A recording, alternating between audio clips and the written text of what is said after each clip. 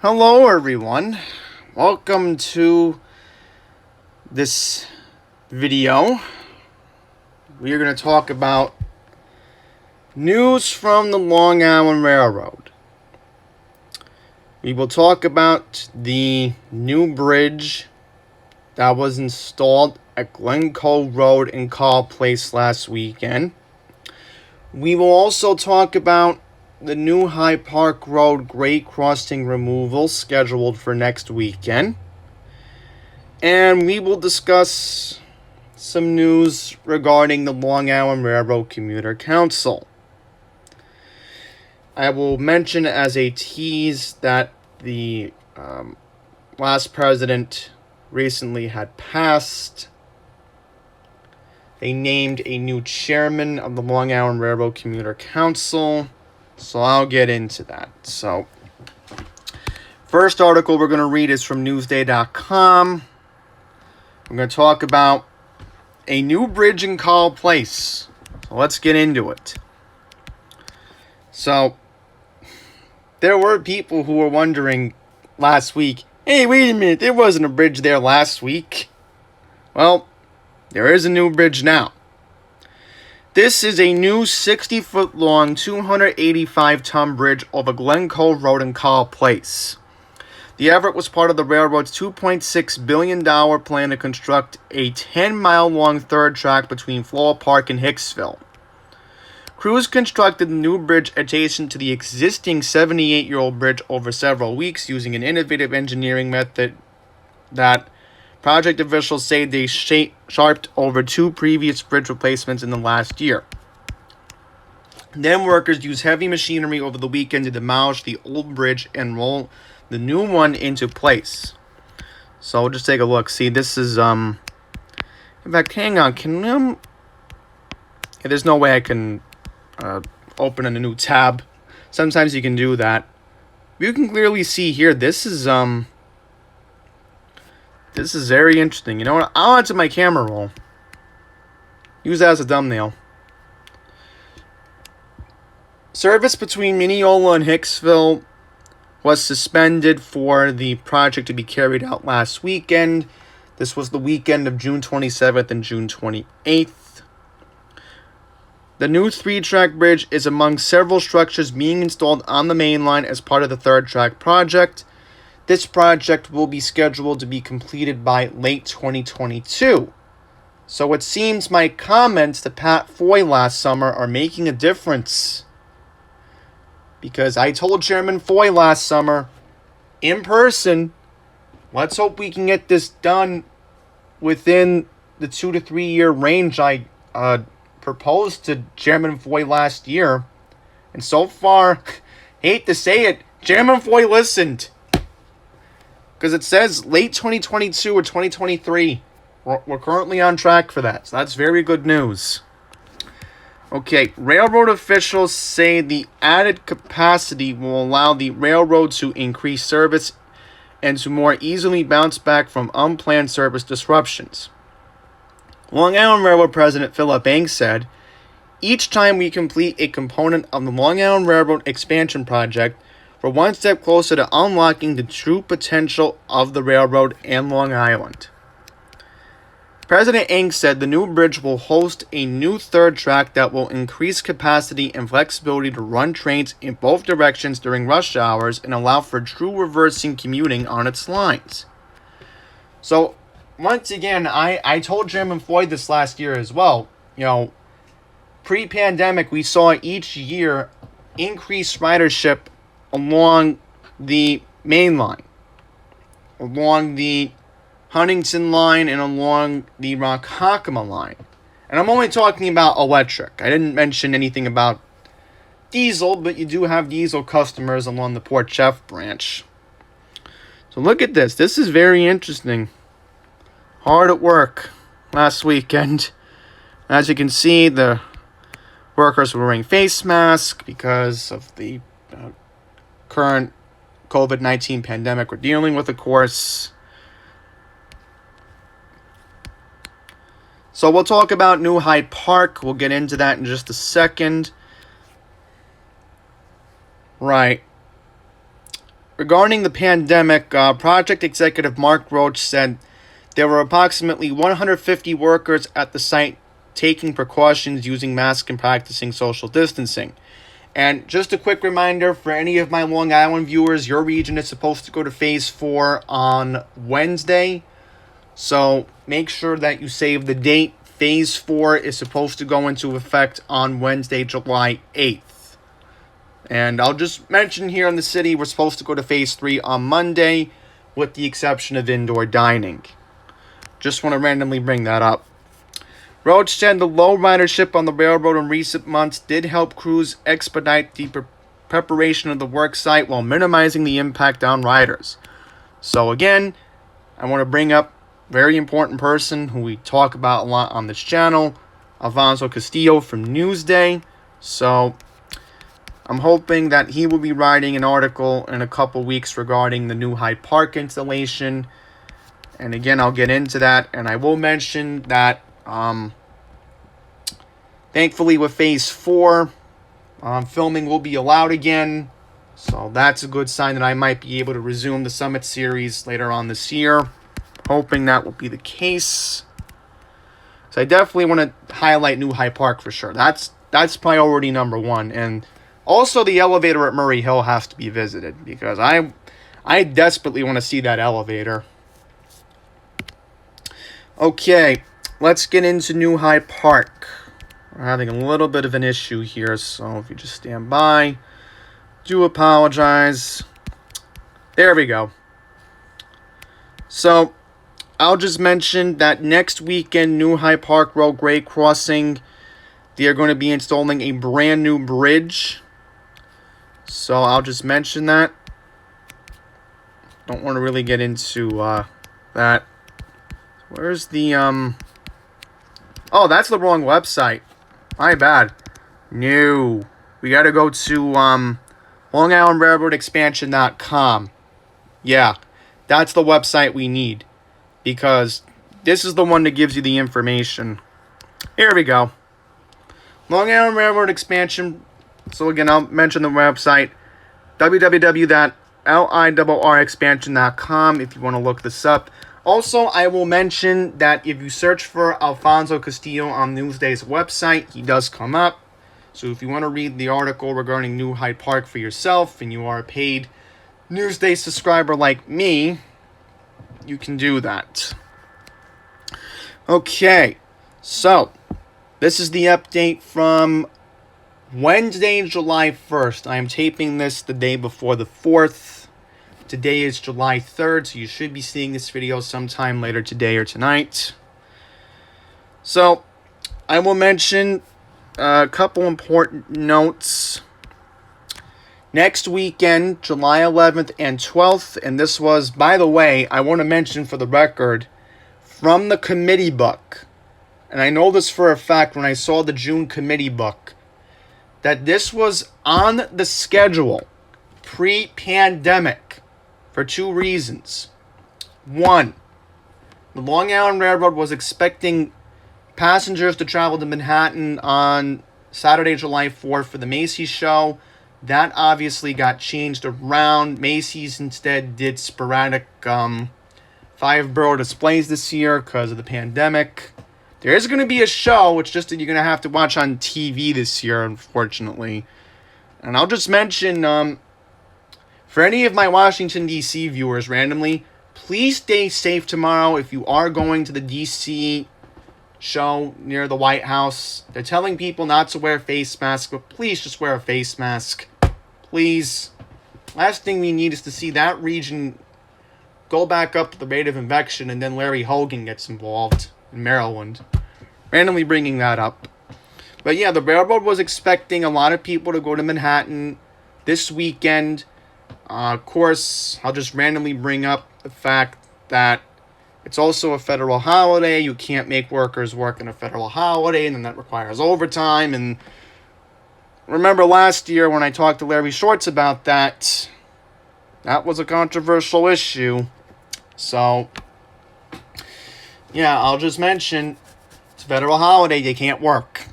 So they have to do it next weekend. So I'll just mention very quickly that there's going to be no service along the main line between New Hyde Park and Hicksville next weekend, July 11th and 12th. I'll just quickly mention that again, shame on the Long Island Railroad for again giving misinformation, not telling people to go to 7th Street and Franklin Avenue bus stop if they're coming from Mineola.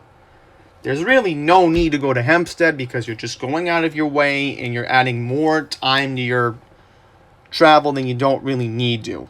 So, again, if you are coming from the Intermodal Center next week, please take this note right now. Maybe you have a secondary device. I'll just randomly bring this up. If you are planning to use the Hempstead line next weekend, July 11th and 12th, type this down or maybe write it down somewhere. If you are planning to use the N4041 bus next week down Franklin Avenue in Mineola and Garden City, please get off and write this down carefully. Alright, I don't want anybody, or type it carefully. 7th Street. That is the bus stop. You can get off. Then you can make a right on 7th Street. Walking, of course. It's about a 5 to 8 minute walk. And you'll be at the Garden City Station for westbound service to Penn Station or Atlantic Terminal, Brooklyn. Because maybe you might want to go to Brooklyn instead and take the subway from there. I don't know. But that is an option if you are looking into it. And also, some people may take advantage of the outdoor dining in the city. Just for a change of pace. So, I want to give everybody the heads up regarding that. Also, quickly want to mention the N22 and N24 is supposed to cross center between Mineola and Hicksville. I kind of find it idiotic that they're not cross-centering people to Floral Park on the N24. That should be a no-brainer. I don't know why they're not telling customers to just take the N24 and get off at Jericho Turnpike and Floral Park, but that's a whole nother story for another day. Same thing with Merle on and New Hyde Park. N24 goes along Jericho Turnpike, but let's move back onto topic. They're going to demolish the existing tracks and they're going to put the newly built U structure, which will support a new steel track bed, will be jacked into place using a box jacking method previously used at Culvert Avenue and Urban Avenue. Also, I want to bring this up very importantly that this project is supposed to be over by Monday, September 7th. That's a tentative date, which is Labor Day. So, hopefully that second week in September, Yeah, the first full week in September, right. The first full week of September, hopefully, the N25 will be back along its regular route along New Hyde Park Road to and from Limbrook. Okay, let me see what else I have to read here. Right. Also, I just want to randomly bring this up. If you are planning to go into Manhattan from the Babylon branch next weekend, we've seen previous time and time again, the Babylon branch does get crowded during mainline shutdown. So please, I hate to say this, if you are coming from the Babylon branch, if possible, please just go to Garden City or maybe even Nassau Boulevard or Stewart Manor, because you'll save less of a headache. And again, those Hempstead line trains should be taken advantage of. I don't know why people just have to cram along the Babylon branch. That's completely idiotic in my opinion. Because again, I had a friend about a year ago, she took the Babylon branch to Brooklyn one weekend. I think this was a year ago, yeah. Babylon branch got crowded and I had to tell her if she's doing it again, you know, Hempstead line's available, just take the Hempstead line. Much less of a headache. Okay, 3 tracks. This will be a bridge. So, again, I am definitely going to try to make my way out to New Hyde Park before the end of this year. I'm going to, of course, take the necessary precautions, practice social distancing, wear a face mask while I am recording. So, What I'm probably going to have to do is, in that situation, since I normally talk in person, I'm going to have to do a voiceover with Audacity. So I'll still make it happen, but again, I'll just have to record with Audacity. With my face mask off, of course, in this studio. Okay. 3 tracks will support this bridge, of course, for the 3rd track project. There will be 5-lane grade-separated underpass pedestrian sidewalks on the east and west sides of the roadway, as well as a dedicated left turn lane from southbound New Hyde Park Road to Clinch Avenue. About time they're adding that left turn lane on the Clinch Avenue, because it is just dangerous. It's bad enough you're holding up traffic where a train can come at any moment. You hear the train crossing go down.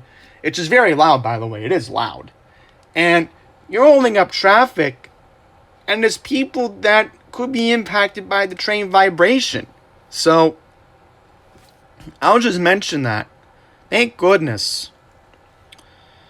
Plaza Avenue between Hickamore Street and New Hyde Park Road will be realigned to become a 2-way street in regard to meet the new roadway. A new signal will be installed at New Hyde Park Road and Plaza Avenue intersection to assist with the flow of traffic. Okay, excellent news. Surface line at 115 New Hyde Park Road is nearly complete. Parking lot tripping will occur in anticipation of the reopening of New Hyde Park Road. Right, so again, the project is expected to be complete, and hopefully New Hyde Park Road should be reopened on Monday, September 7th. And one of the reasons why I know that date very well, randomly going to bring up, the Baltimore Ravens are supposed to play Cleveland Browns at home on the 13th. So, sorry to bring that up and just randomly bringing it up. Okay, let's see what else we got here. Oh, they're going to add canopies on the north and south sides. That's very good. Right, they're also going to do more work on the New Hyde Park Station House in late July. So I'm hoping one of the enhancements is a brand new bathroom, because it would be nice to have a new bathroom at New Hyde Park. Alright, what else? Oh, okay.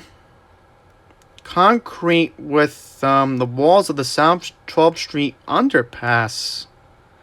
So there's going to be a pedestrian underpass at New Hyde Park. Very interesting. Very interesting. There will be a temporary twin-car platform. So again, I'm going to have to probably aim to film that area in September or October at this rate, because with everything going on at New Hyde Park, I really don't want to deal with that situation right now, to be honest.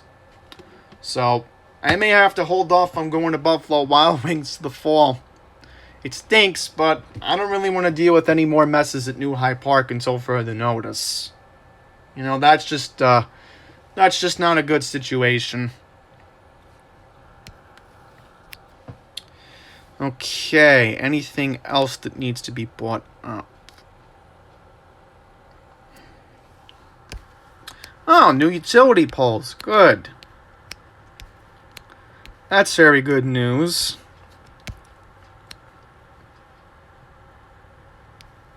Right of way. Alright, so I'm not really going to get into anything else, but that's the update. And again, I'll mention, I'm hoping that Alfonso Castillo writes a story about New Hyde Park within the next week. Not this upcoming week. I'm hoping by the 13th or the 14th later this month that he'll have an article regarding New Hyde Park, hopefully. Okay, so let's get into some sad news. I hate to bring this up, but I know it's been in the news for a while. I'm first catching up on it because, everything's been going on with me and New York City issues, which I'm not going to discuss in this video. I want to get into a passing of the late Mark J. Epstein. He was the former chairman of the Long Island Railroad Commuter Council. And during this pandemic, I've had the privilege of being on a couple virtual calls with him, Lisa Daglian, Christopher DeGreif regarding issues out in Long Island on behalf of Passengers United. So, very sad to hear this news. So let's get into what Mark's life was like. So, very quickly, I want to mention that Mr. Epstein passed on June 11th, 2020. Mr. Epstein was a lawyer. He was very active in politics. He passed away from cardiac arrest. And I don't want to say the two words here because I'm in the medical field, so don't ask why. That's why I'm saying it like that. Epstein, a tenacious and thoughtful personal injury attorney, devoted himself to other friends and family. He was chairman of the Long Island Railroad Commuter Council, a commissioner of the Suffolk County Human Rights Commission, and the chairman of the Suffolk County Jewish Advisory Board, among other accomplishments. Law partner Michael Jaff said, "He put everyone before himself. It was always for people and people's rights and people's abilities to thrive and have a good life." Sadly, today would have been Mark Epstein's 56th birthday. He was born on July 3rd, 1964, to parents David and Terry. He grew up in Roslyn Heights. His ex-wife, Lynn Epstein, said. He graduated from American University, where he was influenced in politics and how people can make a difference in the world. Epstein graduated from New York Law School in 1989. And also, I quickly want to mention that Mark Epstein, does it say it right here? Yeah, Melville, there it is. Mark was a regular writer of the Huntington branch. So I just want to quickly bring that up. People have confirmed to me that this is true information, that he was a regular writer on the Huntington line. So just want to quickly bring that up. Alright, so more about Mark. He graduated from New York Law School in 1989. Later on, he was admitted to the bars in New York, New Jersey, and even Washington, D.C. So he was practicing law in 2 states and the District of Columbia. Wow. According to his law firm biography. Epstein worked as a defense attorney in insurance law and as a police union attorney before joining Fraser, Epstein, Jaff, and Fine. He was named one of New York's top 100 trial lawyers by the National Trial Lawyers Association, among other recognitions, according to his bio. He earned a spot in New York Law Journal's Hall of Fame for highest premises verdicts after winning a $5 million settlement for a client, his bio said. He was also on the board of directors of the National Trial Lawyers Association and a member of several bar associations and lawyer groups. Jaff said, Epstein often was able to give clarity to complex issues and show other attorneys their blind spots. He was always honest as the day is long.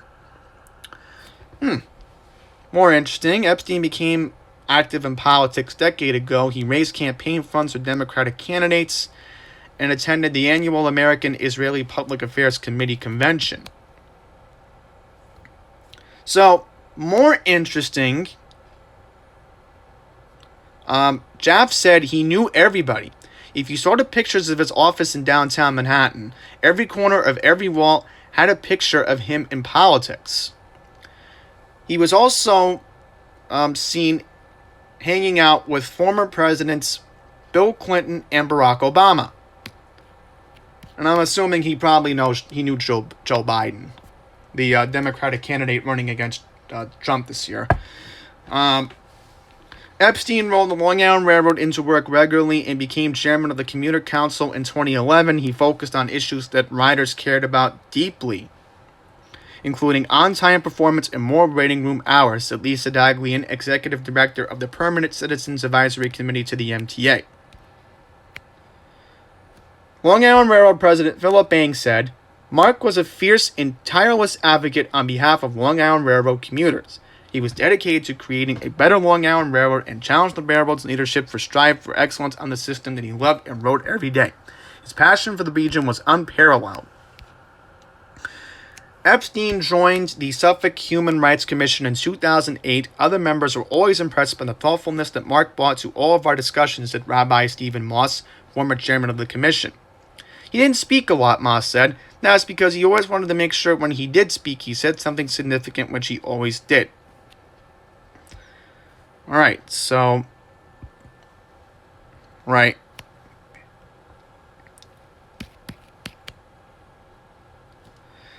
This is the most important thing.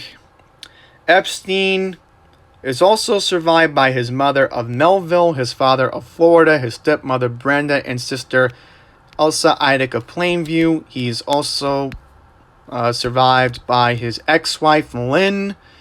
His also 2 children, Noah, who is currently 19, and Aaron, who is 15.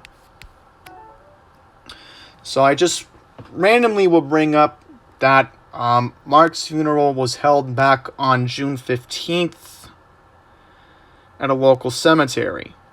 So, just want to randomly bring up that funerals with small gatherings were allowed thanks to Governor Cuomo recently. So, I'll just bring that up. So, now the question is, who replaces Mark Epstein? We are going to talk about Gerald Ringman. Yes, this is Gerald Ringman. He is the new temporary chairman until somebody can be named at a later date, of course. So, this could be temporary or this could be long-term. I don't know. So, Gerald Ringman, he is a regular writer from the Montauk line.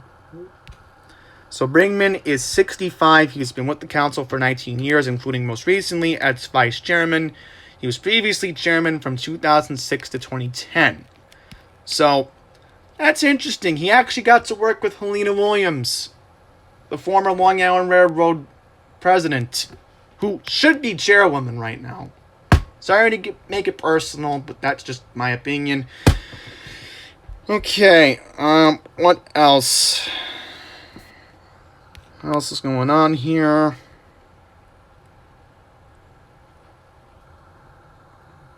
Alright.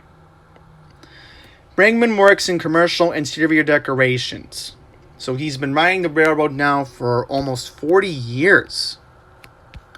And I just want to mention that members are made up of volunteers representing the railroad's various service areas. They are recommended by local elected officials and confirmed by the New York State Senate. Alright, so, this is important news. Ringman says he will plan to meet with board members. He will also meet with the executive director of the PCAC, Lisa Daglian, to put together a list of priority issues. One issue he liked the group to tackle involves federal regulations keeping many Long Island Railroad from getting back hundreds of dollars located in pre-tax commuting accounts. So that could be a possibility for people who haven't taken the railroad since March and haven't regularly commuted. This could be good for people who want their refunds back. Please, that's an important issue. And also for Gerald, he needs to get involved with the main line because, again, we saw what happened earlier this week with the main line. I'll mention that the main line had a bunch of problems. There was an issue back on Wednesday. Big issue which involved a train stuck in one of the East River tunnels. They canceled 7 on-peak trains along the main line. This past Wednesday, there were only 3 trains canceled along the Babylon branch and 3 that were canceled along the Port Washington branch. So, somebody needs to bring that up. And lastly, we'll just get into Gerald. He spent 12 years as an interior renovation firm. He's also the current legislative activities chairman of the Suffolk Region Parent-Teacher Association. Alright. Mr. Ringman received an associate in applied science degree from the State University of New York at Farmingdale. He's married with 3 children and 8 grandchildren and has commuted on the Montauk branch from Patchogue since 1982. So that's a little bit about Gerald Ringman. So again, he will be the new chairman of the Commuter Council. I will go on the record and say that I will be, and along with Long Island Railroad Regional Director for Passengers United, Matt Camper, we will be on the virtual call next week on Zoom to officially welcome him to the Long Island Railroad Commuter Council.